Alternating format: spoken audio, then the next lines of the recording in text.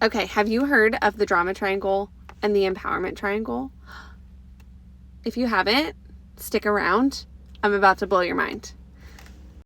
Okay, the empowerment triangle is this. It's like you have three, right? Triangle.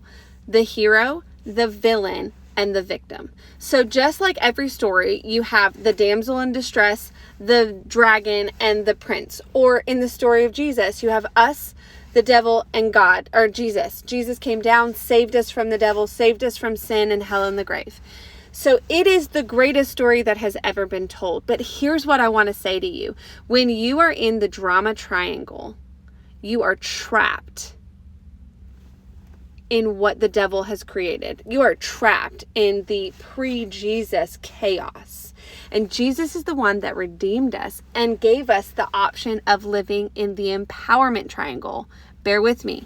The empowerment triangle is basically, you can put them on top of each other. I wish I had like a diagram, but you can put them on top of each other. So if you have the hero, the villain, and the victim, you can place right on top of that. So now in the empowerment triangle, you have the hero becomes the coach. You have the victim becomes a creator. You have the villain becomes the challenger. So now all of a sudden, instead of being the hero, playing the hero, trying to fix, manage, and control everything, and be the one that saves everything and saves everyone, because honestly, that creates resentment, it creates bitterness, and it's not healthy. Instead of that, you become the coach. So now you have healthy boundaries, you are empowering people to become the best versions of themselves, and no longer are you stuck in resentment. Instead of being the victim who feels like they're trapped in their circumstances, they have no ability to get out of them, and they need a hero to save them, and then running around trying to find heroes, but then you're just in this chaotic cycle, and then someone becomes a villain in the process, and then you just spiral around and around and around, because ultimately, Jesus is the only one that can be our hero.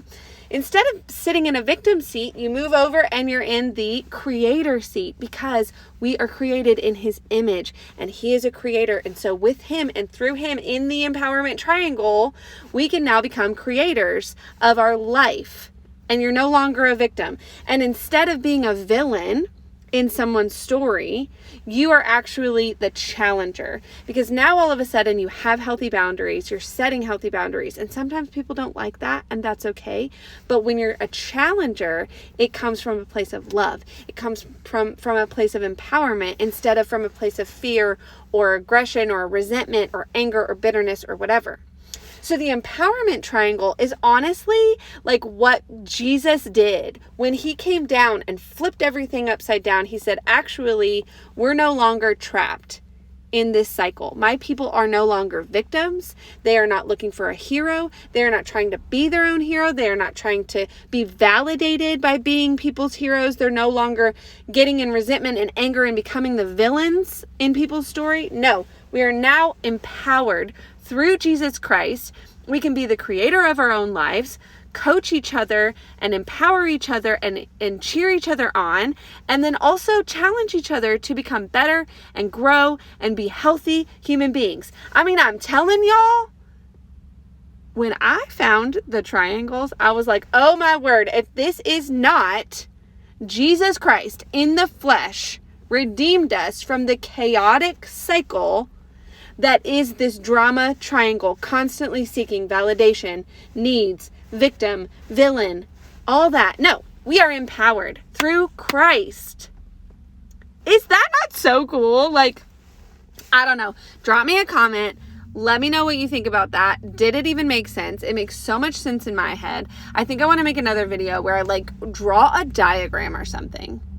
I don't know. It is mind-blowing. You know what I mean?